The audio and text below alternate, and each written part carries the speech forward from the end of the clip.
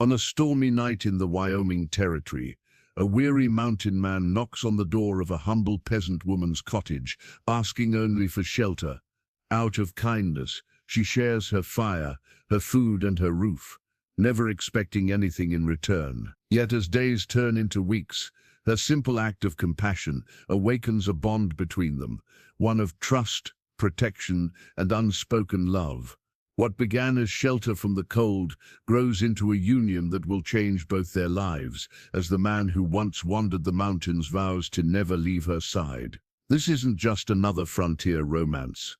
This is the story of how one woman's generous heart transformed a wandering soul into a devoted husband, proving that sometimes the greatest adventures begin, not with grand gestures, but with opening your door to a stranger on a cold night. But what secret was this mountain man hiding that could threaten their newfound happiness? Before we jump back in, tell us where you're tuning in from. And if this story touches you, make sure you're subscribed, because tomorrow I've saved something extra special for you. The wind howled through the valley like a wounded animal, driving sheets of rain against the small wooden cottage that sat nestled between two rolling hills. Mary Thornton pulled her woolen shawl tighter around her shoulders as she moved about her evening routine, the familiar comfort of her simple home, doing little to ease the uneasiness that storms always brought to her heart. Above the heavy oak door, a hand-carved wooden cross caught the flickering light from her oil lamp.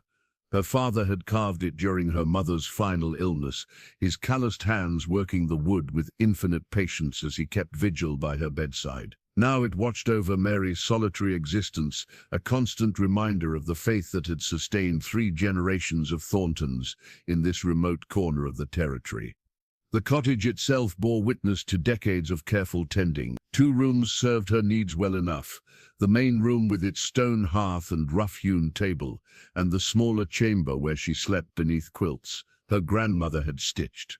Every surface held evidence of a woman who made do with little but wasted nothing. Dried herbs hung from the rafters, filling the air with the scent of summer preserved against winter's harsh demands. Mary stirred the pot of stew that would serve as both tonight's supper and tomorrow's breakfast, adding a precious pinch of salt from her dwindling supply. The vegetables came from her own garden, carefully tended through the growing season and stored in the root cellar her father had dug. She had learned early that survival in this country meant planning ahead, making every resource stretch as far as possible. Thunder crashed overhead, followed immediately by a flash of lightning that illuminated the cottage's single window. Mary crossed herself reflexively, whispering a prayer for travelers caught in such weather. She had been raised to believe that hospitality was a sacred duty, that turning away a stranger in need was tantamount to turning away the Lord himself. A sharp knock at her door made her freeze, the wooden spoon suspended halfway to her mouth for tasting. Few people ventured out in weather like this, and fewer still had reason to seek out her isolated home. Her nearest neighbor lived 3 miles away, across terrain that became treacherous in heavy rain. The knock came again, more insistent this time, accompanied by a deep voice calling through the storm. "Ma'am, I mean no harm. I'm seeking shelter from this weather." Mary approached the door cautiously, her bare feet silent on the wooden floor. Through the thick oak, she could hear the man's labored breathing, could sense his exhaustion, even without seeing him. Something in his tone spoke of desperation carefully controlled, of pride swallowed for the sake of necessity. "Who are you, stranger?" She called back, her voice steady despite the rapid beating of her heart. "Name's Caleb Morrison, ma'am. I'm a trapper and guide, been traveling these mountains for near on 15 years. My horse threw a shoe about 5 miles back, and I've been walking in this storm since noon." Mary pressed her palm against the rough wood of the door, torn between caution and compassion. A woman alone had to be careful, especially with men she didn't know. But the storm was worsening by the minute, and she could hear the genuine exhaustion in the stranger's voice. "Are you armed, Miss Morrison?" "Yes, ma'am, but I'll gladly set my weapons outside if it would ease your mind. I'm asking for nothing more than a dry place to wait out this weather. I can pay for whatever hospitality you might spare." Mary's eyes moved to the wooden cross above the door, drawing strength from the faith it represented. Her mother had never turned away anyone in need, and neither had her grandmother before her. To do so now would dishonor their memory and violate everything she believed about Christian duty. With a prayer on her lips, Mary lifted the heavy wooden bar that secured her door and pulled it open, just wide enough to see the man who sought her help. What she saw was a figure bent against the storm, water streaming from his hat and coat, his entire frame speaking of bone-deep weariness. He was tall and broad-shouldered, with a beard that spoke of weeks in the wilderness, but his eyes held a kindness that immediately eased her fears. "Please," she said, stepping back to allow him entry, "come in from this weather before you catch your death." Caleb Morrison stepped across the threshold like a man entering sanctuary, his boots leaving puddles on Mary's carefully swept floor. She quickly closed the door behind him, sliding the wooden bar back into place as the storm continued its assault on the cottage walls. "I'm grateful, Mum, more grateful than I can properly express." He removed his wide-brimmed hat, revealing dark hair streaked with premature gray and eyes the color of winter sky. "I know it ain't proper. A woman alone taking in a stranger." Mary studied him in the lamp's golden glow, noting the respectful way he stood just inside the door, making no move to venture further into her home without invitation. His clothes were well made, but showed the wear of constant travel, and his weathered face spoke of years spent under open sky. "Propriety matters less than Christian charity in weather like this," she replied, hanging a heavy quilt over the back of her single chair near the fire. "Please, sit and warm yourself. You're shivering." The patchwork quilt had been her mother's pride, each square cut from fabric with its own story. A piece of Mary's first dress, scraps from her father's wedding shirt, remnants of the curtains that had once hung in their old home back east. The pattern was called wedding ring, though Mary had never expected to have use for such symbolism in her own life. Kyle approached the chair cautiously, as if unused to such comfort. "I don't want to impose more than necessary, Miss Thornton." Mary Thornton. She ladled stew into her second-best bowl, the one usually reserved for Sunday suppers. "And you're not imposing." The storm imposed itself on both of us. She set the bowl on the table along with a thick slice of bread she'd baked that morning. Kyle bowed until she nodded toward the food before seating himself, another mark of courtesy that didn't go unnoticed. "This smells like heaven itself," he said, inhaling the rich aroma of beef and vegetables. "I can't remember the last time I had a proper cooked meal." "Where do you call home, Mr. Morrison?" Mary took her own smaller portion and settled on the three-legged stool her father had made for her mother during their courting days. Kyle paused with the spoon halfway to his mouth. "Don't rightly have one, I suppose. Been moving through these mountains for so long, I've forgotten what it feels like to stay in one place."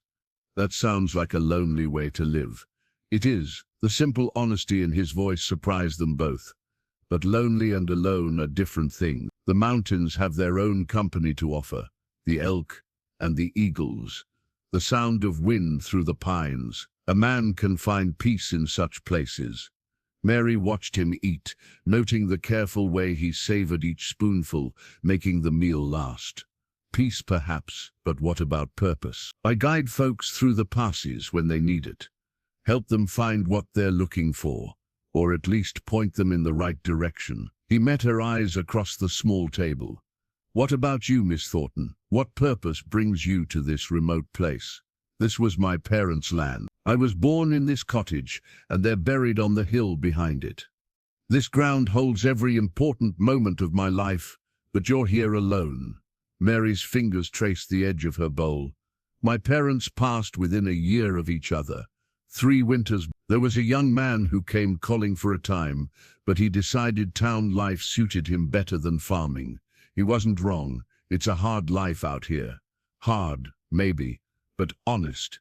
There's something to be said for work that feeds people, for knowing every inch of the land that sustains you." Outside, the wind began to ease slightly, though rain still drummed against the windows. The fire crackled in the hearth, casting dancing shadows on the log walls. "Tell me about the mountains," Mary said, settling back on her stool. What's it like up there when the world is quiet? Caleb's face softened as he spoke, of morning mist rising from hidden valleys, of streams so clear you could count pebbles 20 feet down, of the way snow-capped peaks caught the first light of dawn and held it like a promise. As he talked, Mary found herself studying the lines around his eyes, the careful way he chose his words, the gentleness in his voice when he spoke of the wild creatures he encountered. This was not a harsh man, despite the rough life he led. You have a gift for seeing beauty in wild places. She observed, beauty's everywhere, Miss Thornton, just takes the right eyes to see it. Mary woke to sounds she hadn't heard in months, the rhythmic thunk of an axe biting wood, the scrape of tools against timber, the purposeful movements of someone already hours into productive work. Golden morning light streamed through her small window, revealing that the storm had finally exhausted itself sometime during the night. She dressed quickly and stepped outside to find Caleb Morrison, splitting firewood with the efficiency of a man accustomed to hard labor. A neat pile of split logs grew beside him, enough to last her through several harsh winter days. More surprising still, she could see that he had already mended the section of fence that had been sagging since the last windstorm, using materials he must have found in her father's old tool shed. "Mr. Morrison," she approached him, noting how he paused his work immediately upon seeing her, removing his hat in a gesture of respect. "You didn't need to. Seemed the least I could do, ma'am, after your kindness last night." He gestured toward the firewood. "I hope you don't mind that I helped myself to some of those fallen branches from the oak grove. They're good and dry." Mary looked around her small homestead with fresh eyes, seeing it as Caleb must a woman's attempt to maintain what had once been a family operation. The signs of her struggle were everywhere. The leaning fence posts, the garden gate that no longer hung straight, the chicken coop that needed new boards before winter set in properly. "You must be hungry," she said, deflecting his obvious competence with an offer of hospitality. "I'll fix breakfast." "That's generous of you, but I should be moving on. The weather's cleared, and I've imposed enough." Something in his tone suggested he was testing her response, and Mary felt an unexpected flutter of disappointment at the thought of his departure. The cottage had felt less empty with another person's presence, less like a shrine to solitude. "The morning's still young," she replied carefully. "Surely you can spare time for breakfast before you collect your horse and continue on your way." Inside the cottage, Mary consulted her most precious possession, a well-worn Bible that had belonged to her grandmother, its leather cover soft from decades of handling. She had developed the habit of reading a passage each morning, seeking guidance for the day ahead. This morning the book fell open to Matthew, "I was a stranger and you took me in." She prepared a simple but hearty meal of eggs from her chickens, bacon from her small smokehouse, and fresh bread with butter churned from her cow's milk. As they ate, she found herself studying Caleb's hands, scarred from years of outdoor work, but gentle in their movements, respectful of the simple tableware she set before him. "You've lived alone here for 3 years?" he asked, glancing around the cottage's well-ordered interior. "It's not so difficult once you learn to plan properly. My father taught me to think ahead, to prepare for problems before they arise. He taught you well. This place is well maintained considering—" He paused, seeming to weigh his next words carefully. "But some jobs require a man's strength." Mary bristled slightly at the implication. "I've managed well enough. I didn't mean to offend. I just noticed that fence has been leaning for a while, and the chicken coop could use some attention before the cold sets in hard." She looked out the window toward the structures he mentioned, forced to acknowledge the truth in his observation. "I suppose I've been putting off some of the heavier repairs. Your father, what did he do for work?" "He farmed mostly, grew vegetables for the family and some to trade in town. He also did carpentry work for neighbors when they needed it. He had skilled hands." Mary's voice grew soft with memory. "He built most of what you see here, including this table we're sitting at." Caleb ran his palm along the table's surface, appreciating the craftsmanship. "He did fine work. This will outlast both of us if it's cared for properly." "What about your family, Mr. Morrison? Surely someone worries when you're caught out in storms like last night's." The question brought a shadow across Caleb's features, and he was quiet for so long Mary wondered if he intended to answer at all. "Had a family once," he finally said, "but that's a long time behind me now." The pain in his voice discouraged further questions, and Mary found herself respecting his privacy, even as her curiosity grew stronger. The second morning brought a routine that neither Mary nor Caleb had explicitly discussed, yet both fell into as naturally as breathing. She woke to find him already tending to her animals, feeding the chickens, milking the cow, checking the small vegetable garden for damage from the storm. When she emerged from the cottage, he was examining her plow with the critical eye of someone who understood such tools. "The share's getting dull," he observed, running his thumb along the metal edge. "You'll want to get that sharpened before you need it for spring plowing." Mary approached, watching as he tested the various components with practiced hands. Strapped to his belt was a hunting knife, unlike any she had seen, the blade gleaming with careful maintenance, the handle wrapped in worn leather that spoke of constant use. It was a tool that could dress game, cut rope, defend against danger, or perform a dozen other tasks essential to mountain survival. "I've been meaning to take it to the blacksmith in town," she said, though in truth she had been dreading the expense and the difficulty of transporting the heavy implement. "I could sharpen it for you, if you have a proper stone." Learned the skill from an old trapper, who said a man with sharp tools was halfway to surviving anything the wilderness could throw at him. Without waiting for her answer, Caleb began dismantling the plow with the confidence of someone who had repaired countless pieces of equipment in remote locations where help was days away. Mary found herself fascinated by his methodical approach, the way he laid out each piece in a specific order, checking for wear and damage she would never have noticed. "You seem to know your way around farm equipment for a mountain man," she observed. "Grew up on a farm in Missouri before I took to the mountains. My pa always said honest work was honest work, whether you were breaking sod or breaking trail." He held up a worn bolt, squinting at the threads. "This'll need replacing soon." The metal starting to give way. Mary prepared their morning meal while Caleb worked, stealing glances at his focused concentration.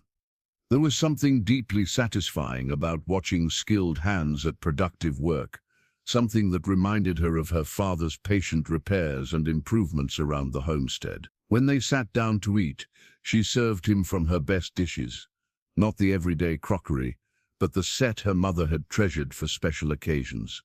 She told herself it was simply proper hospitality, but part of her recognized it as something more. "This is the finest breakfast I've had in years," Caleb said, attacking the eggs and salt pork with obvious appreciation. "You have a gift for making simple ingredients taste like a feast. My mother's recipes, she believed that food prepared with care nourished more than just the body." "She sounds like a wise woman." She was. She used to say that a home was like a garden. It needed constant tending, but it would reward that care by providing everything needed for a good life. Caleb looked around the cottage's neat interior, taking in the dried herbs hanging from the rafters, the preserves lined up in careful rows, the mended clothing folded precisely in its basket. "She taught you well. This place has the feeling of a home that's been loved." Mary felt heat rise in her cheeks at the compliment. "It's not much, but it suits my needs. Sometimes the best places are the ones that don't try to impress anyone. They just quietly do what they're meant to do." After breakfast, Mary found herself working alongside Caleb as he continued his repairs and improvements. She held tools while he adjusted fence posts, fetched supplies from her father's workshop while he repaired the chicken coop's damaged boards. The work created a comfortable companionship, punctuated by easy conversation about practical matters and shared observations about the land. "You mentioned collecting your horse," Mary said during a break from their labors. "Where did you leave the poor creature?" "About 3 miles south, in a grove where there's good grass and a stream. He'll be fine for another day or two. He's been through worse weather than this." Another day or two. The words hung in the air between them, an acknowledgement that his departure was not as urgent as either had initially suggested. "The storm may have washed out some of the creek crossings," Mary offered. "It might be wise to wait until the water levels drop." "Might be at that," Caleb agreed. but his tone suggested he found the delay more welcome than burdensome.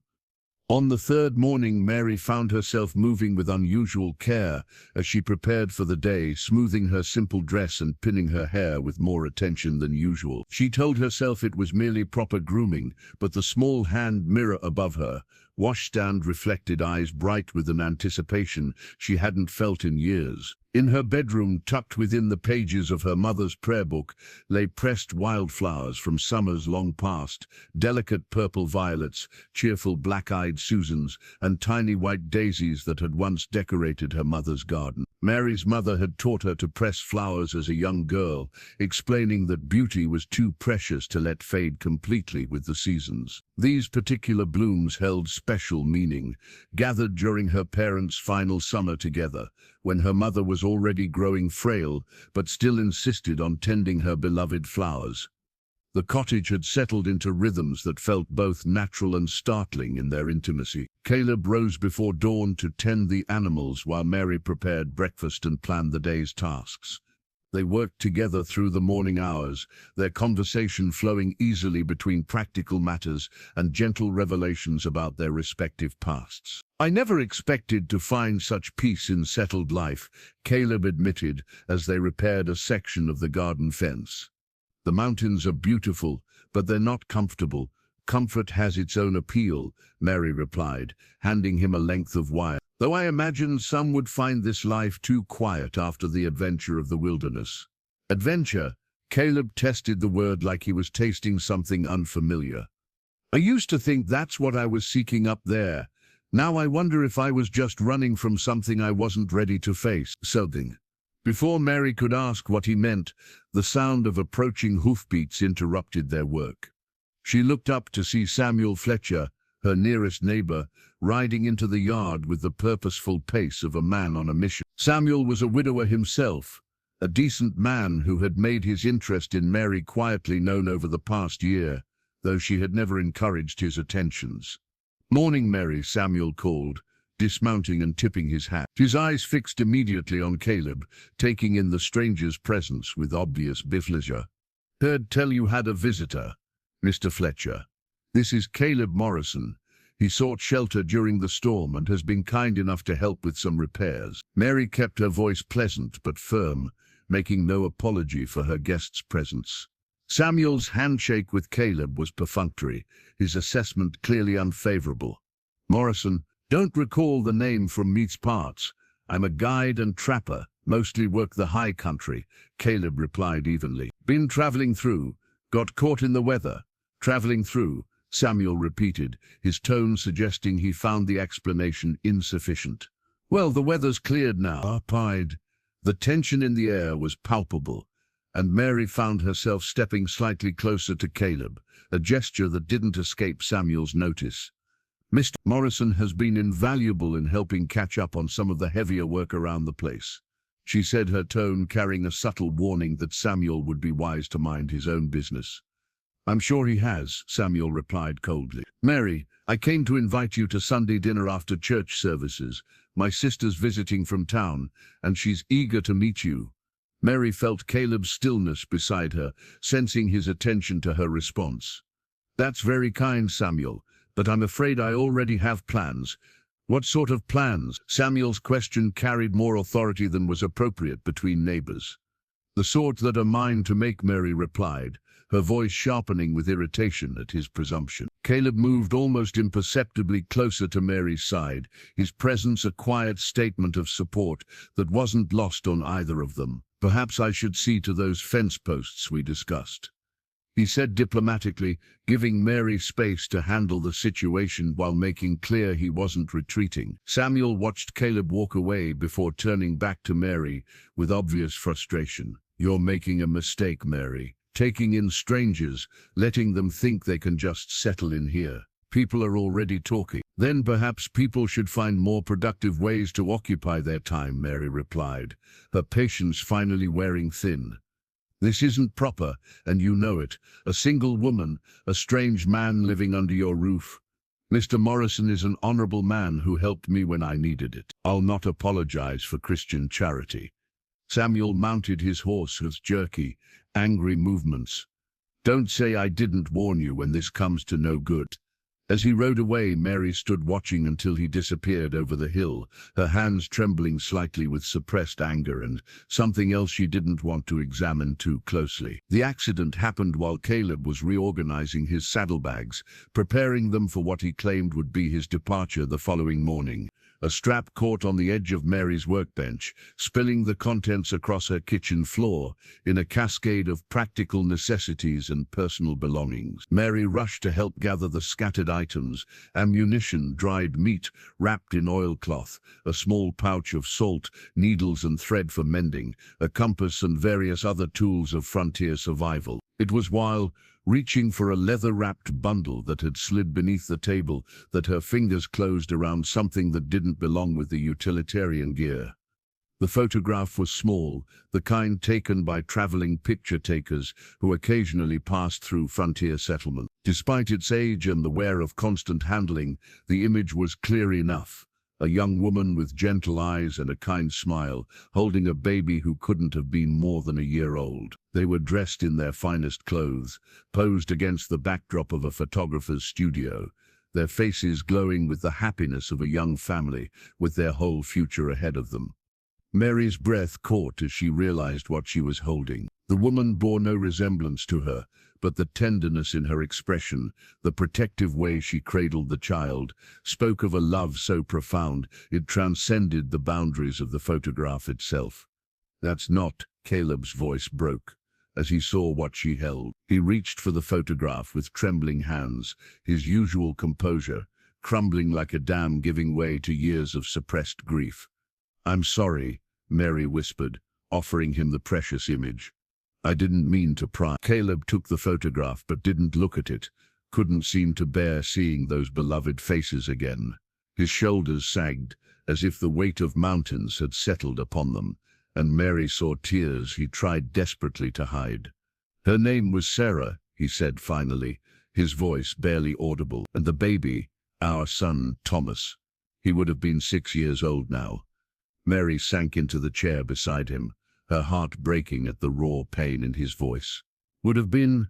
Fever took them both, winter of 1867. I was up in the high country, guiding a hunting party, gone for 3 weeks, expecting to come home, to Sarah's cooking and Thomas learning to walk." His hands shook as he finally looked at the photograph. "Instead, I found 2 fresh graves and a neighbor who said they'd called for me, but there was no way to reach me in time." The silence that followed was heavy with grief too profound for words. Mary understood now why Caleb had taken to the mountains, why he wandered the wilderness like a lost soul. He wasn't seeking adventure. He was fleeing from the place where love had lived and died. "I should have been there," he continued, his voice thick with self-recrimination. "Should have been home, taking care of them instead of chasing money in the mountains." "You couldn't have known," Mary said softly. "Fever strikes without warning. You were providing for them, doing what you thought was best." "Was I? Or was I just satisfying my own restless spirit while my family needed me?" He traced the edge of the photograph with infinite gentleness. "Sarah used to tease me about having wild blood. Said I'd been born with mountains in my soul, but she never complained when I left, never asked me to stay." Mary saw her own losses reflected in his pain, her parents, her failed courtship, the dreams she'd buried along with those she'd loved. But where her grief had turned inward, becoming a quiet acceptance of solitude, his had driven him to constant motion, as if he could outrun the memories that haunted him. "How long have you been wandering?" she asked. 5 years, 3 months, and 16 days. The precision of his answer revealed how carefully he'd counted each day of his exile from normal life. "And in all that time, you've never considered settling somewhere?" Caleb looked up at her then, his eyes red-rimmed but holding something she hadn't seen before, a flicker of possibility, quickly suppressed. "What would be the point? Sarah and Thomas are gone. Nothing I do can bring them back." "No," Mary agreed quietly, "but they lived and they loved you. That has to mean something." He stared at the photograph for a long moment before carefully wrapping it in its leather covering and returning it to his pack. "Some wounds don't heal, Mary. They just teach you to carry the pain without falling down. The morning dawned crisp and clear, the first truly beautiful day since Caleb's arrival. Sunlight streamed through the cottage windows, illuminating dust motes that danced like tiny spirits in the golden air. For the first time since his painful revelation, Mary woke to find Caleb still at the kitchen table rather than already outside with the animals. He sat quietly, turning a small cloth packet over in his hands, with a reverence reserved for precious things. When Mary approached, she could see that it contained seeds, carefully saved varieties from seasons past, each type wrapped separately and labeled in her mother's careful script. "Morning," she said softly, not wanting to startle him from whatever contemplation had claimed his attention. "These are from your hope chest," he observed, gesturing toward the wooden trunk that sat beneath the window. "I was looking for some twine to repair my pack, and you said I could find some there." Mary's hope chest had been a wedding gift from her father, crafted during the hopeful months when her courtship had seemed destined for marriage. After her suitor's departure, it had become a repository for dreams deferred, fabric for dresses never made, patterns for quilts never sewn. And these seed packets, representing gardens that existed only in her imagination. "Mother saved seeds every year," Mary explained, settling beside him at the table. "She said a woman should always be planning for the future, even when the present seemed uncertain."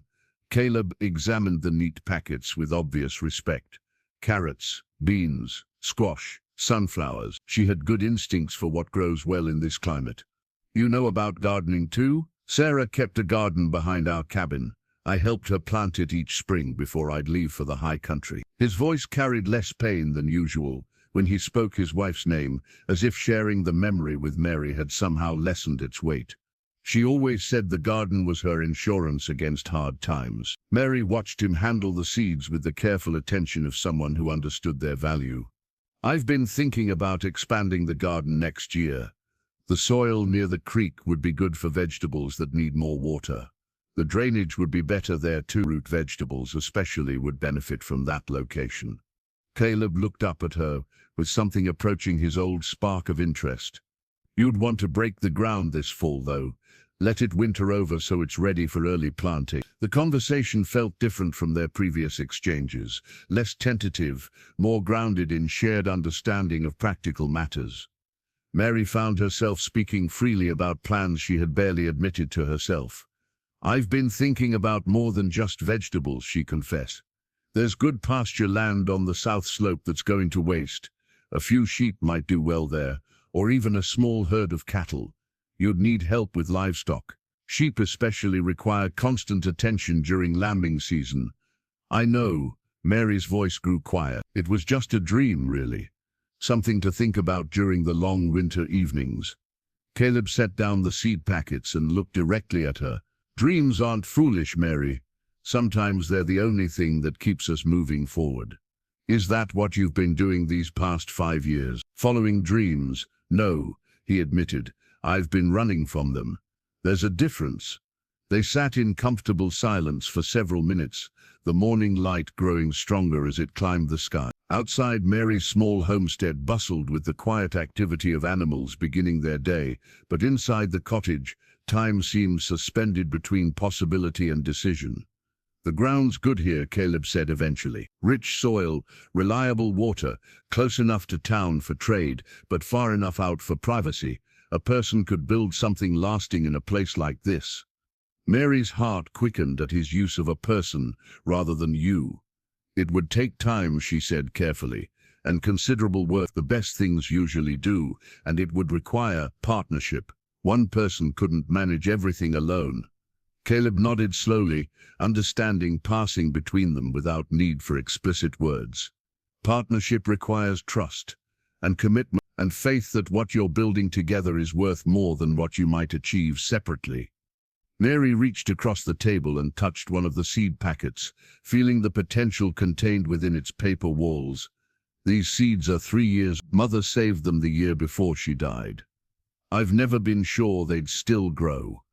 "Only one way to find out," Caleb said gently. But seeds kept properly can remain viable for years, just waiting for the right conditions to come alive again. Sunday morning brought the distant tolling of the church bell, its bronze voice carrying across the valley to summon the faithful to worship. Mary had attended services every Sunday since childhood, finding comfort in the familiar rituals and the community of neighbors who gathered each week to share their faith and their concerns. This particular Sunday, however, she felt a knot of apprehension in her stomach as she prepared for church. Word of Caleb's extended stay would have spread through the close-knit community by now, carried on the efficient network of neighborly gossip that connected every homestead within 20 miles. "You don't have to come," she told Caleb, as she pinned her best hat in place. "I understand if you'd rather not face the scrutiny." Caleb adjusted his cleanest shirt and ran a hand through his freshly combed hair. "I've faced down grizzly bears and mountain lions, Mary. I reckon I can handle a few curious church folk." The white-painted church sat on a hill overlooking the valley, its simple steeple reaching toward heaven with unpretentious faith. As Mary and Caleb approached in her small wagon, she could see clusters of parishioners gathered in the churchyard, their conversations pausing as they noticed the couple's arrival. The bronze bell continued its steady call to worship, each peal seeming to emphasize the weight of community judgment that Mary felt, settling around her shoulders like a heavy cloak. She had never been one to court controversy, preferring the quiet satisfaction of living according to her own conscience rather than making public displays of independence. Miss Henderson, the postmaster's wife, an unofficial keeper of community morals, approached them with the determined stride of someone prepared to extract information. "Mary, dear, how lovely to see you," she said with false warmth, before turning expectant eyes toward Caleb. "And you must be our mysterious visitor." "Caleb Morrison, ma'am," he replied politely, removing his hat with the courtesy his mountain upbringing had instilled in him. "How interesting. And you're staying with Mary?" The question carried implications that made Mary's cheeks flush with indignation. "Mr. Morrison sought shelter during the storm and has been kind enough to help with some necessary repairs," Mary replied firmly, her tone discouraging further inquiry. But Miss Easton was not easily discouraged. "Of course, charity is a Christian virtue, though one must be careful that charity doesn't become something else." Before Mary could respond to this pointed comment, Samuel Fletcher appeared at her elbow, his displeasure at Caleb's presence obvious in every line of his body. "Mary," Samuel said with proprietary familiarity, "I've saved you a seat in the family pew." The offer was clearly intended to separate her from Caleb, and Mary felt her temper spark at the presumption. "How thoughtful, Samuel, but I prefer to sit in my usual place." With him, Samuel's tone made it clear what he thought of such an arrangement. "With my guest," Mary replied coolly, emphasizing the word to remind Samuel of the hospitality customs he was effectively insulting. Inside the church, Mary was acutely aware of the whispered conversations and sideways glances that followed their progress down the aisle. She chose a pew in the middle of the sanctuary, close enough to demonstrate her continued faith, but far enough from the front to avoid making their presence a spectacle. Reverend Phillips, a kind man who had baptized Mary as an infant, conducted the service with his usual gentle authority. His sermon focused on the parable of the Good Samaritan, and Mary couldn't help but feel that divine providence had guided his choice of text. "We are called to show mercy to strangers," the Reverend proclaimed, his voice carrying clearly through the small sanctuary, "not because it is convenient or socially acceptable, but because it is right." During the passing of peace, Mary noticed how some neighbors offered perfunctory greetings, while others made a point of warmly welcoming Caleb to their community. The division revealed itself along predictable lines. Those who valued propriety above compassion stood apart, while those who had themselves received help during hard times stepped forward with genuine friendship. After the service, as the congregation gathered in the churchyard for their weekly social hour, Mary found herself defending her choices more explicitly than she had anticipated. "People are talking, Mary," warned Miss Patterson, an elderly widow whose own reputation for charitable works gave her words particular weight. "An unmarried woman housing an unmarried man. It gives the appearance of impropriety." "Appearance," Mary replied quietly. is often different from reality. But appearance matters in a community like ours. Your reputation affects more than just yourself. Mary looked across the churchyard to where Caleb stood talking with several men about weather patterns and hunting conditions, his knowledge earning him grudging respect even from those who disapproved of his living arrangements. The conversation that would change everything began quietly, with Caleb packing his few belongings into the worn saddlebags that had carried him through years of wandering. Mary watched from the kitchen window as he worked methodically, folding his spare clothes and organizing his tools with the practiced efficiency of a man accustomed to frequent departures. She had known this moment would come, had even encouraged it during their earlier conversations about propriety and community expectations. Yet watching him prepare to leave felt like observing the systematic dismantling of something precious and fragile, the domestic peace they had built together over these few short days. "The talk will die down once I'm gone," Caleb said when he entered the cottage for what he clearly intended as their final conversation. "Folks have short memories for gossip when there's nothing new to feed it, and you'll return to the mount?" Mary asked, though she already knew the answer. "It's the life I know." He paused in his packing, his hand stilling on a small leather pouch. "But before I go, there's something I need to give back to you." From his pack, Caleb withdrew something Mary had never seen before. A simple gold band, worn thin from years of wear, its surface polished smooth by countless turnings on a beloved finger. The ring seemed to hold light within its modest circumference, glowing with the warm patina that only comes from being treasured. "This was Sarah's wedding ring," he said softly, holding it in his open palm as if it were made of the most delicate glass. "I've carried it with me these past 5 years, telling myself I was keeping her memory alive. But I think I was just keeping myself chained to a life that's already over." Mary felt her breath catch at the profound sadness in his voice, at the weight of grief he had carried alone through countless mountain trails and lonely campsites. "I can't dishonor her memory by pretending she never existed," Caleb continued, his voice growing stronger. "But I can't honor it by refusing to live either. She wouldn't have wanted that for me." "What are you saying?" Mary whispered, though her heart was already racing with possibilities she hardly dared acknowledge. Caleb closed his fingers around the ring, then looked directly at her with eyes that held a clarity she had never seen before. "I'm saying that these past days with you have shown me something I thought I'd lost forever.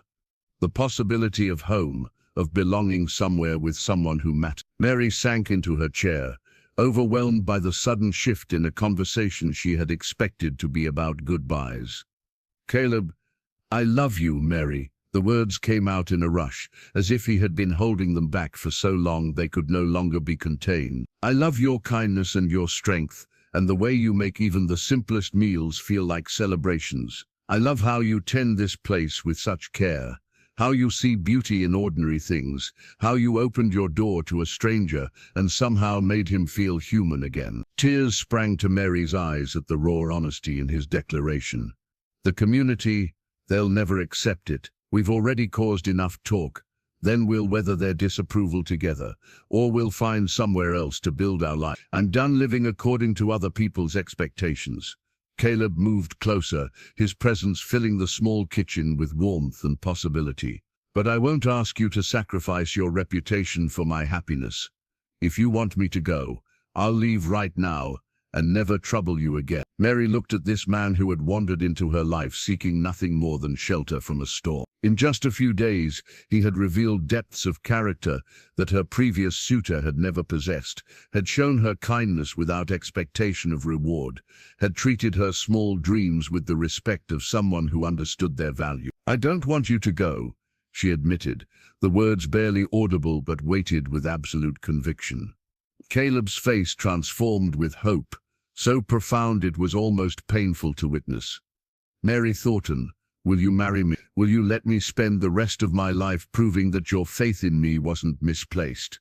The cottage seemed to hold its breath as Mary considered the magnitude of what he was asking. Marriage to Caleb would mean facing down community disapproval, risking the comfortable life she had built, stepping into an uncertain future with a man whose past held profound grief. It would also mean love, partnership, and the end of the loneliness that had become so familiar. She had almost stopped noticing its weight. "Yes," she whispered. Then stronger, "Yes, Caleb Morrison. I'll marry you." The engagement announcement spread through the valley community with the speed of wildfire, carried from house to house by the informal network of visits, chance encounters, and deliberate gossip that connected every homestead within 20 miles. Mary had expected resistance, but the intensity of reaction surprised her. In her bedroom, carefully folded within layers of tissue paper and lavender sashes, lay the bolt of white cotton fabric her mother had purchased years earlier, with trembling hands and hopeful heart. It was simple material, not silk or imported lace, but fine enough quality to serve as a wedding dress for a woman of modest means and practical nature. Her mother had spoken of it only once, during her final illness, whispering that every woman deserved to feel beautiful on her wedding day. The fabric represented dreams deferred, hopes that had languished in darkness, while Mary convinced herself that spinsterhood was her destined lot. Now, as she ran her fingers over the smooth cotton, she felt a resurrection of possibilities she had thought buried forever. Elena Rodriguez arrived at mid-morning, her arms full of sewing supplies and her face glowing with genuine excitement. "Mary, I heard the wonderful news. Samuel Fletcher looked like he'd swallowed a porcupine when he told my husband, but I think this is perfectly romantic." "You're not shocked that I'm marrying a man I've known for barely a week?" Mary asked, grateful for her friend's enthusiasm, but still amazed by her own boldness. "Shocked. My grandmother met my grandfather on Monday and married him on Friday. Sometimes the heart knows what it needs without consulting the calendar." Elena spread the white cotton across Mary's kitchen table, smoothing it with reverent hands. "This is beautiful material. Your mother had excellent taste." Not everyone shared Elena's romantic perspective. Miss Henderson arrived that afternoon with a delegation of concerned church ladies, their faces bearing expressions of sorrowful disapproval. "Mary, dear, we've come as friends to discuss this hasty engagement," Miss Henderson began, settling herself in Mary's best chair, as if preparing for a lengthy intervention. "Surely you realize how this appears to decent Christian people." "It appears that two adults have decided to marry," Mary replied evenly, pouring tea for her unwelcome guests, while Caleb diplomatically withdrew to work in the garden. "But you know nothing about this man. His family, his background, his character." "I know enough," Mary interrupted, her patience wearing thin. "I've seen how he treats animals, how he approaches honest work, how he speaks of people he's known. Character reveals itself in daily actions, not in family pedigrees." Mrs. Patterson, the eldest of the visitors, leaned forward with the authority of her years. "Child, you're thinking with your emotions rather than your head. What happens when the novelty wears off, and you're left with a man who's spent his life wandering? A mountain man really settle into domestic life?" The question struck closer to Mary's private fears than she cared to admit, but she refused to give these women the satisfaction of seeing her doubt.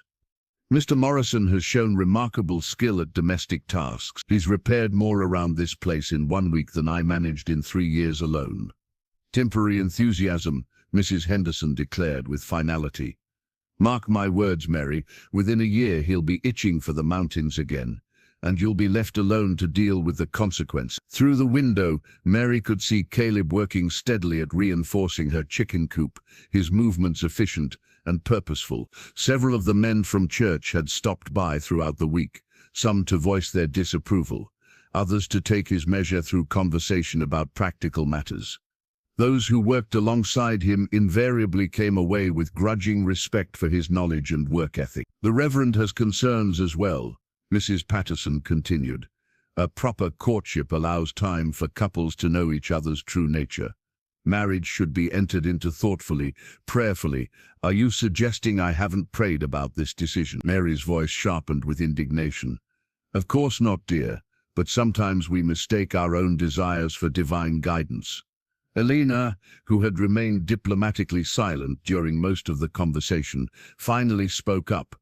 "Miss Henderson, with respect, hasn't Mary shown good judgment in all her affairs up until now? She's managed this homestead alone, maintained her place in the community, and shown kindness to everyone who's needed help. Perhaps we should trust her judgment in this matter as well. The older women exchanged glances that spoke volumes about their opinion of Elena's defense. Mrs. Henderson rose with the dignity of someone delivering a final pronouncement. We've said our piece. We hope you'll reconsider this hasty course, but if not, we pray that God will bless your union despite its irregular beginning. After they left, Mary sat alone with her wedding fabric, fighting back tears of frustration and doubt. The morning of the wedding dawned grey and uncertain, with clouds hanging low over the valley like a physical manifestation of community disapproval. Mary woke before sunrise, her stomach fluttering with nervous energy that had nothing to do with the weather and everything to do with the magnitude of the step she was about to take. Outside her window, she could see Caleb moving quietly through the early morning mist, gathering wildflowers from the meadow beyond her garden. He moved with the silent grace of someone accustomed to wilderness solitude, selecting blooms with careful consideration. Purple lupines that grew wild in the high country, delicate white columbines that thrived in shaded corners, and bright Indian paintbrush that added splashes of red to the mountain landscape. The bouquet he was creating represented everything he had brought into her ordered world: wild beauty, untamed strength, and colors that didn't exist in her carefully cultivated garden. Each flower spoke of places she had never seen, adventures she had only imagined, and a freedom that both thrilled and frightened her practical heart. Elena arrived as Mary was pinning her hair, bringing with her a basket of fresh bread, and the kind of bustling energy that helps settle nervous brides. The dress fits perfectly, Elena observed, helping Mary with the tiny buttons that marched up the back of her simple white gown. Your mother would be so proud to see you wearing it. The ceremony would be small by necessity. Reverend Phillips had agreed to perform the service in Mary's cottage, understanding that the church itself might prove too divisive a venue. A handful of supportive neighbors would attend, along with Elena and her husband, creating an intimate gathering that reflected the unconventional nature of their courtship. Are you frightened? Elena asked, as she arranged Mary's hair with gentle hands. Terrified, Mary admitted with characteristic honesty. I'm marrying a man whose past holds more grief than anyone should bear, whose life has been spent in places I've never seen, whose future plans are as uncertain as mountain weather. But Mary looked at herself in the small mirror, seeing not the spinster she had expected to remain, but a woman glowing with possibility. But I love him, not just for his kindness or his skill with repair work, but for the way he sees beauty in ordinary things, the way he treats my dreams as if they matter, the way he makes me feel like the woman I was meant to be rather than the one I settled for becoming. Through the window she could see guests beginning to arrive, the few neighbors who had chosen to support her decision, despite community pressure. Samuel Fletcher's absence was conspicuous but not unexpected, and Mary found herself relieved rather than hurt by his disapproval. Caleb appeared at her door precisely at the appointed time, transformed by clean clothes and careful grooming, but still unmistakably the mountain man who had sought shelter from a storm. In his hands he carried the wildflower bouquet like an offering, his eyes bright with nervous happiness. Mary Thornton, he said formally, you look beautiful enough to stop a man's heart. I hope that's not literally true, she replied, accepting the bouquet with hands that trembled only slightly. We have a long life ahead of us to live together. Reverend Phillips conducted the ceremony with gentle authority, his words about love and commitment taking on deeper meaning in the intimate setting of Mary's kitchen. When he asked if anyone had objections to the union, the cottage held its collective breath, but only supportive silence answered his query. Do you, Caleb Morrison, take Mary Thornton to be your lawfully wedded wife, to have and to hold in sickness and in health, for richer or poorer, for better or worse, till death do you part? I do, Caleb replied, his voice strong and clear. I promise to love her, protect her, and cherish every day we're given together. Do you, Mary Thornton, take Caleb Morrison to be your lawfully wedded husband, to have and to hold in sickness and in health, for richer or poorer, for better or worse, till death do you part? Mary looked into Caleb's eyes and saw her future reflected there, uncertain perhaps, but filled with love and possibility. I do. I promise to stand beside him, support his dreams, and build a life together that honors both our pasts and our hopes for tomorrow." When Reverend Phillips pronounced them husband and wife, Caleb kissed Mary with tender reverence, sealing their commitment before God and their small community of supporters. The celebration that followed was modest but heartfelt, with Elena's fresh bread, preserves from Mary's pantry, and coffee that filled the cottage with warmth and fellowship. As evening approached and guests began to depart, Mary found herself alone with her new husband in the cottage where their love had begun. "No regrets?" Caleb asked softly, taking her hand in his. "None," Mary replied, meaning it completely. "Only anticipation for everything that comes next." The first months of marriage brought adjustments neither Mary nor Caleb had fully anticipated. What had seemed natural during their brief courtship, the easy companionship, the shared meals, the comfortable silences, took on new dimensions when viewed through the lens of permanent commitment. Behind the cottage in the small building that had once served as her father's workshop, Mary watched as Caleb organized his mountain gear alongside her farming tools. The juxtaposition told the story of their union in stark visual terms. Her neat rows of garden implements hung beside his wilderness survival equipment, her orderly shelves of preserving supplies sharing space with his hunting and trapping gear. The tool shed had become a symbol of their blended lives, practical necessities from two different worlds, learning to coexist in the same small space. Caleb's pack saddle hung next to Mary's butter churn, his snowshoes beside her spinning wheel, his rifle rack adjacent to her collection of seed-starting pots. "I never realized how much equipment one person could accumulate," Mary observed, watching him sort through leather pouches containing various tools and supplies. 20 years of mountain living teaches you to be prepared for anything," Caleb replied, holding up a compact fishing kit. "But I'm beginning to think some of this might be unnecessary now that I'm not wandering alone." The comment sparked a conversation that had been hovering unspoken between them for weeks. How much of his old life would Caleb retain, and how much would he need to abandon for their marriage to succeed? "I don't expect you to give up everything that made you who you are," Mary said carefully. "Your knowledge of the wilderness, your skills, they're part of what I love about you." But Mary chose her words with diplomatic care. "But I also need to know that this life we're building together is your first priority, that you won't wake up one spring morning and decide the mountains are calling you back." Caleb set down the fishing kit and turned to face her fully. "Mary, I've spent 5 years running from the idea of home. Now that I've found it again, I'm not going anywhere." To prove his commitment, Caleb threw himself into the work of expanding their small farm with an intensity that surprised even Mary. He cleared additional acres for cultivation, built proper storage facilities for their growing harvests, and established trade relationships with merchants in town who were eager for reliable sources of quality produce. His mountain skills proved unexpectedly valuable in their settled life. His ability to read weather patterns helped them time their planting and harvesting perfectly. His knowledge of wild plants expanded their medicinal supplies and added variety to their meal. His experience with preserving food for long mountain winters improved the efficiency of their storage systems. Most importantly, his reputation for honesty and reliability, established through years of guiding travelers safely through dangerous terrain, translated seamlessly into respect from their farming neighbors. Men who had initially viewed him with suspicion began seeking his advice on everything from soil management to animal husbandry. "You've got good instincts for this work," commented John Miller, their nearest neighbor to the east, as he watched Caleb demonstrate a more efficient method for splitting fence rails. "Natural feel for the land. Land's land," Caleb replied modestly. "Whether it's mountain pasture or valley farmland, it responds to the same basic principles of care and attention."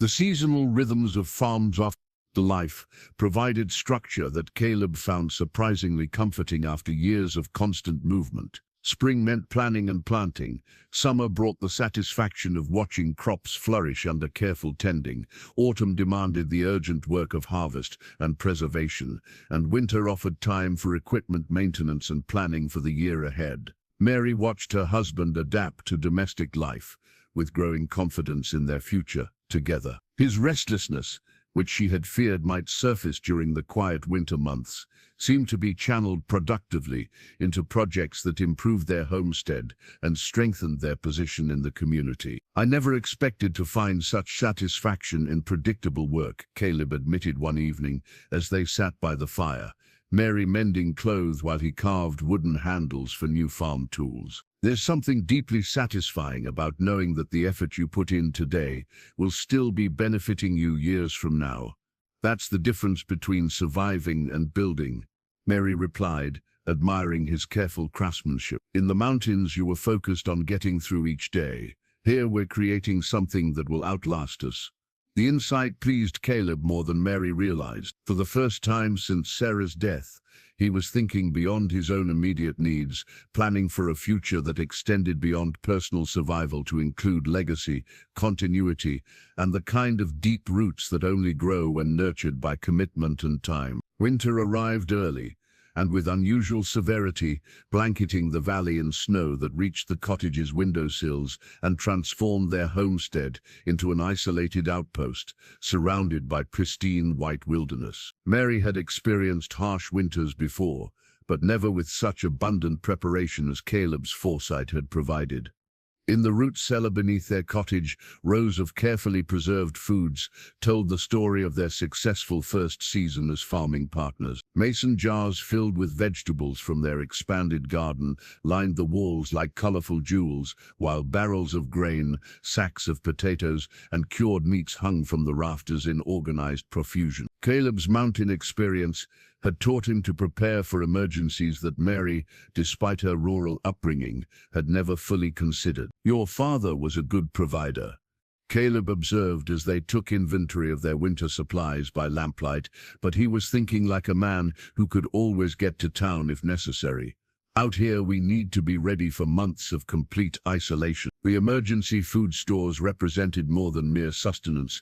They embodied the marriage of Mary's domestic skills with Caleb's survival expertise. Her knowledge of preserving techniques combined with his understanding of wilderness nutrition had created a storage system that could sustain them comfortably through even the harshest conditions. Mary had learned new preservation methods from Caleb, techniques developed during his mountain years when a failed hunt or spoiled supplies could mean starvation. He taught her to smoke meat using specific wood combinations that added flavor while extending storage life, to dry vegetables in ways that preserved maximum nutritional value, and to prepare concentrated food mixtures that provided essential nutrients in compact forms. In return, Mary shared family recipes passed down through generations of practical farm wives, methods for making flour and sugar stretched through creative substitutions, for turning simple ingredients into satisfying meals, for maintaining variety in their diet even when fresh ingredients were unavailable. "My grandmother used to say that a properly stocked root cellar was better than money in the bank," Mary remarked, adjusting the position of several jars to ensure proper air circulation. "Money can't help you when the roads are impassable and the stores are empty." The wisdom proved prophetic when a series of blizzards struck in January, leaving them snowbound for 3 consecutive weeks. While other families in the valley struggled with dwindling supplies and worried about livestock survival, Mary and Caleb found themselves comfortable and well-fed, their preparations allowing them to weather the crisis with minimal hardship. During the long evenings trapped indoors by howling winds and sub-zero temperatures, they discovered new dimensions of companionship. Caleb carved wooden toys and household items by firelight, while Mary sewed clothes and mended equipment, their quiet conversation punctuated by the comfortable sounds of productive work. "I used to dread winter storms," Mary admitted one particularly fierce evening, listening to wind rattle the cottage's sturdy walls. "The isolation, the uncertainty about whether supplies would last, the constant worry about problems I couldn't handle alone." "And now?" Caleb asked, looking up from the wooden bowl he was shaping with patient strokes of his knife. "Now I find them almost peaceful. Knowing we're prepared, knowing I'm not facing the challenges alone, it changes everything." Their isolation was occasionally broken by neighbors seeking help winter emergencies. Caleb's reputation for problem-solving and his generous sharing of supplies earned him increasing respect throughout the community. When the Miller family's chimney fire left them without adequate heating, Caleb snowshoed through dangerous conditions to help them repair the damage and shared precious firewood to see them through the crisis. "That man's worth his weight in gold," John Miller told anyone who would listen. Not only did he know exactly how to fix our chimney, but he refused to take any payment for the materials or the work. Such incidents gradually shifted community perception of the Morrison marriage from scandalous haste to enviable partnership. Even Miss Henderson was heard to remark that Mary had shown remarkable judgment in her choice of husband, though she still maintained that proper courtship procedures existed for good reasons. The harsh winter also brought Mary her first indication of changes that would transform their life in ways neither had anticipated. Morning sickness struck with the reliability of sunrise, forcing her to acknowledge what she had begun to suspect but hadn't dared hope. "Caleb," she said one morning as he prepared to check their livestock, her voice carrying news that would alter their future, "I think we're going to need to start planning for more than just the two of us." The joy that flooded his face when he understood her meaning was worth every moment of uncertainty she had experienced about their unconventional beginning. They were not just surviving their first winter as a married couple, they were building a family that would carry their love forward into generations yet to come. Spring's arrival brought more than the usual promise of new life to the Morrison homestead. As snow melted from the valley floors and the first green shoots pushed through the dark earth, Mary's pregnancy progressed with the gentle certainty of seasons changing. Her body carried new life with the same quiet strength that had sustained her through years of solitary farming. But now she was supported by a husband whose devotion bordered on reverence. In the corner of their bedroom, Caleb worked by lamplight during the long evenings, his calloused hands moving with surprising delicacy as he shaped mountain pine into something both functional and beautiful. The baby cradle emerged slowly from the fragrant wood, each curve carved with the patience of a man who understood that some things couldn't be hurried. The cradle represented everything Caleb had learned about love, loss, and hope during his years of wandering. He had never made furniture for his first child. Thomas had slept in a store-bought crib that held no personal meaning, no investment of paternal devotion. This time he poured his heart into every detail, creating not just a place for their baby to sleep, but a tangible expression of his commitment to being present for every moment of this child's life. "The wood smells like Christmas morning," Mary observed, running her fingers along the smooth grain that Caleb had polished to silk-like perfection. "Pine from the high country," he explained, testing the gentle rocking motion he had engineered into the base. "Strong enough to last through multiple children, but light enough that you can move it wherever you need it." Multiple children. The phrase hung in the air between them, heavy with implications about the future they were building together. Mary placed her hands on her rounded belly, feeling the active life that had taken residence there, and marveled at how completely her existence had transformed since that stormy night when she had opened her door to a stranger. The approaching birth had galvanized the community's acceptance of their marriage in ways that months of exemplary behavior hadn't achieved. Pregnancy was the great equalizer in frontier society. Regardless of how unconventional their courtship had been, Mary was now a woman carrying the next generation, deserving of support and protection. Elena Rodriguez had appointed herself as unofficial coordinator of preparations, organizing the network of experienced mothers who would assist with the birth and provide practical help during Mary's recovery. "Miss Harrison has agreed to serve as midwife," Elena reported during one of her frequent visits. "She delivered half the children in this valley, including 3 of mine. You couldn't ask for more experienced hands." Even Miss Henderson had softened her disapproval, arriving one afternoon with a basket of baby clothes she had sewn herself. "Every child deserves proper garments," she declared, her tone suggesting that community duty transcended personal opinions about hasty marriages. Caleb threw himself into preparation with the focused intensity he had once reserved for wilderness survival. He reinforced the cottage's structure, improved their water supply system, and stockpiled medical supplies with the thoroughness of someone who understood that emergencies required advanced planning. "I won't be caught unprepared again," he told Mary when she questioned his almost obsessive attention to detail. "When Sarah went into labor, I had to ride 15 miles to fetch the doctor, and by the time we returned..." He didn't finish the sentence, but Mary understood the fear that drove his meticulous preparations. The community had also begun to rely on Caleb's expertise in ways that solidified his position as a valued neighbor rather than a tolerated outsider. When spring flooding threatened several homesteads, his knowledge of water management and emergency response proved invaluable. When wild animals began raiding chicken coops, his tracking and trapping skills protected livestock throughout the valley. "Your husband has become indispensable," Reverend Phillips observed during a pastoral visit. "The way he's helped folks through various crises, it's clear that God brought him to our community for a purpose." Mary found deep satisfaction in watching Caleb establish roots that went beyond their personal relationship. He was becoming not just her husband and the father of her child, but a pillar of their small community, a man whose skills and character had earned genuine respect. As her due date approached, Mary spent increasing time in contemplation, marveling at the journey that had brought her to this moment. Less than a year ago, she had resigned herself to spinsterhood, convinced that love and family were dreams that had passed her by. Now she prepared to welcome a child conceived in love and nurtured by a partnership that had exceeded her most optimistic hopes. "Are you frightened?" Caleb asked one evening as he put finishing touches on the cradle's final details. "Of the birth, a little, of motherhood, sometime. Of our future together?" Mary smiled, feeling their child move restlessly within her. "Not at all.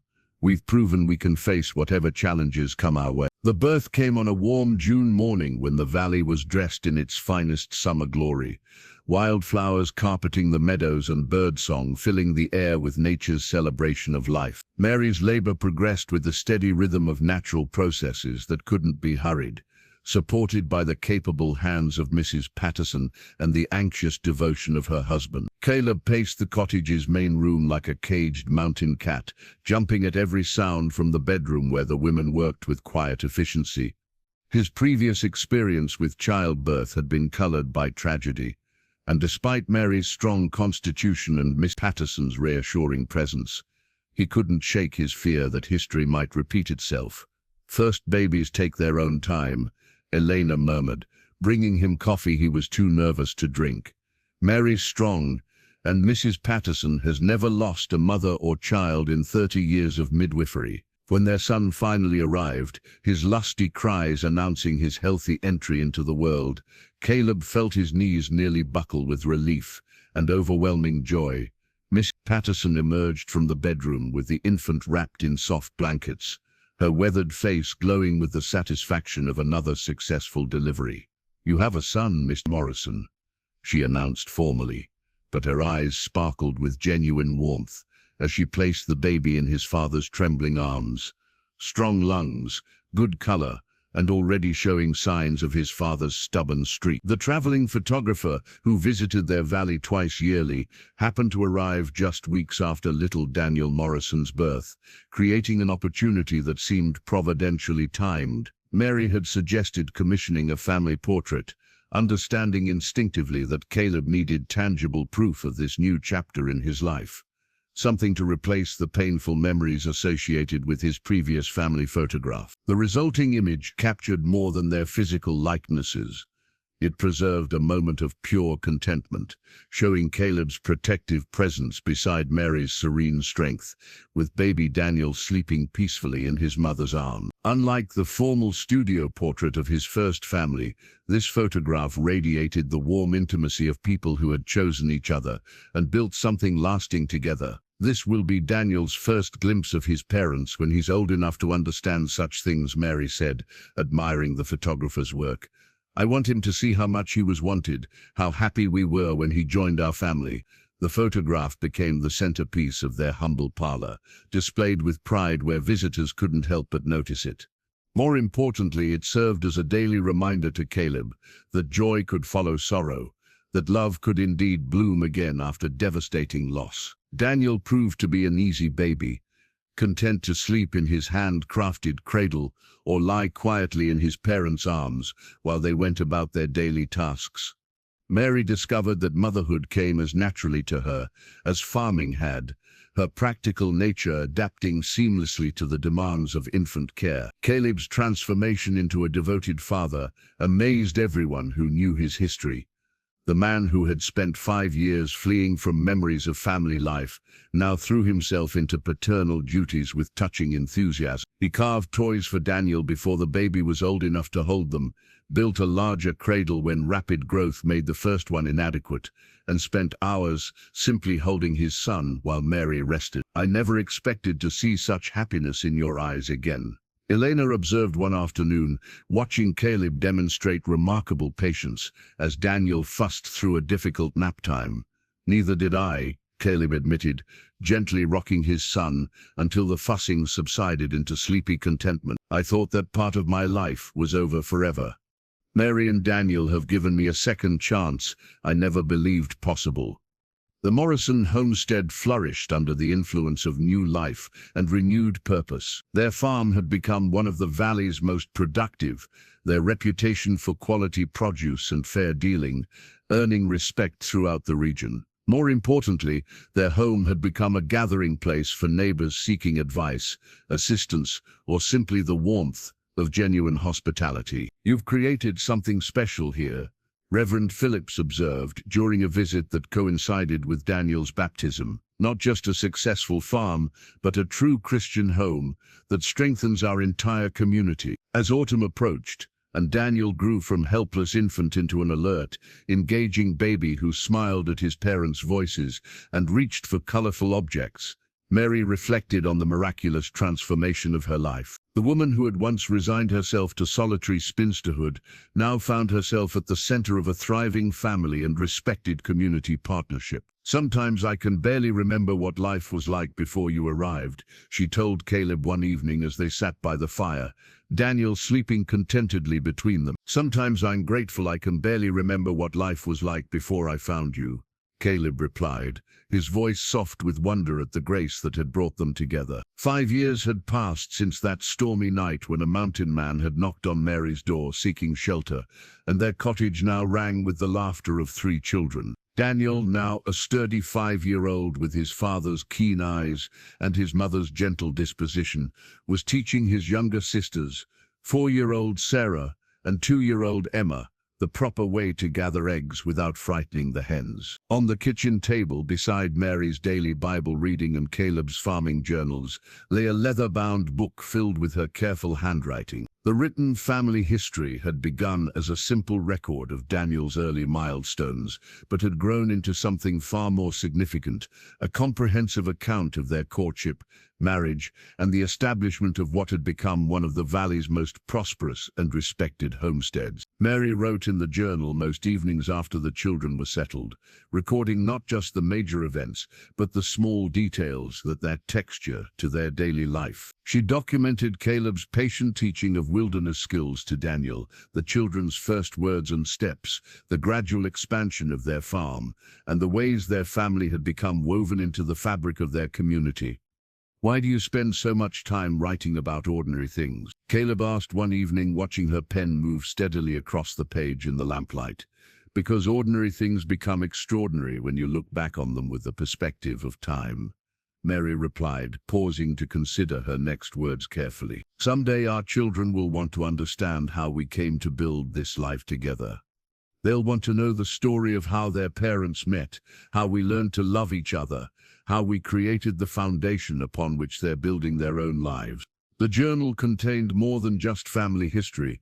It preserved the techniques and lessons they had learned through trial and error, creating a practical guide for the children who would inherit their farm. Mary recorded Caleb's innovations in crop rotation, his methods for predicting weather patterns, and his techniques for managing livestock through harsh winters. She documented her own discoveries in food preservation, household management, and the delicate art of maintaining community relationships.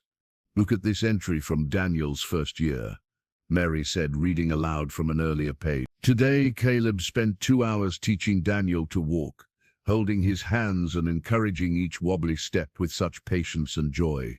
I realized that this is what healing looks like, not the dramatic moment of recovery, but the daily choice to embrace life fully despite past pain. The Morrison children had become beloved fixtures in the community, their presence at church services and local gatherings serving as living proof of the stability their parents had created.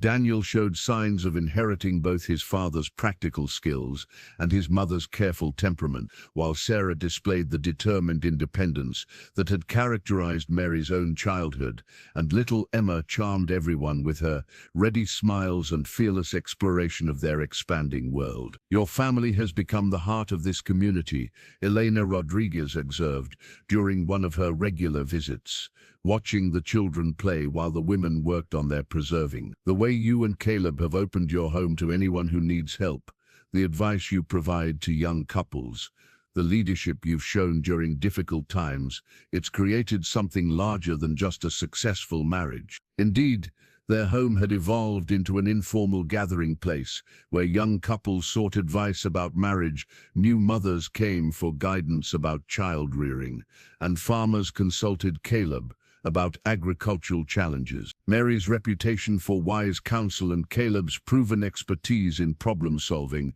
had made them unofficial leaders in their small community.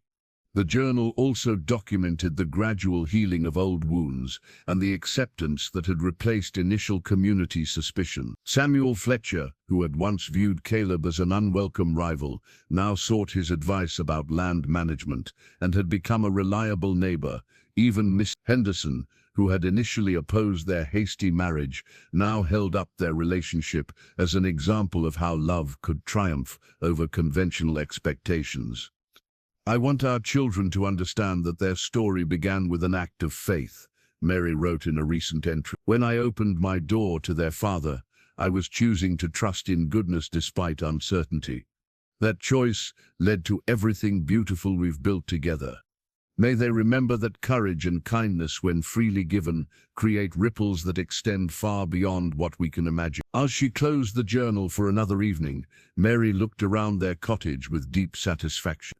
The walls had witnessed transformation beyond anything she could have imagined when she lived here alone, from lonely spinsterhood to abundant family life.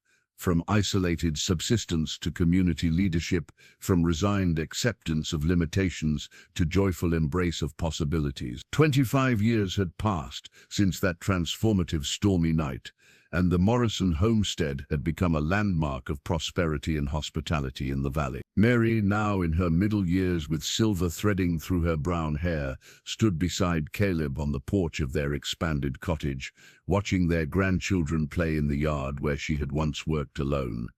The original cottage door, weathered by decades of mountain storms and gentle summer breezes, now bore the carved marks of 5 generations, height measurements of children growing tall, initials scratched by young hands, and the gentle wear patterns created by countless hands turning the well-maintained house. What had once been simply the entrance to a lonely woman's humble home had become the symbolic gateway to a family legacy built on love, faith, and the transformative power of human kindness. Daniel, now 30 with a family of his own, lived in a house Caleb had helped him build on the southern portion of their expanded property. Sarah had married a young minister and moved to a neighboring county, while Emma had chosen to remain close to home, managing the domestic side of what had grown into a substantial farming operation that employed several local families and supplied produce to markets as far away as Denver. "Do you remember what you said that night when I first knocked on this door?"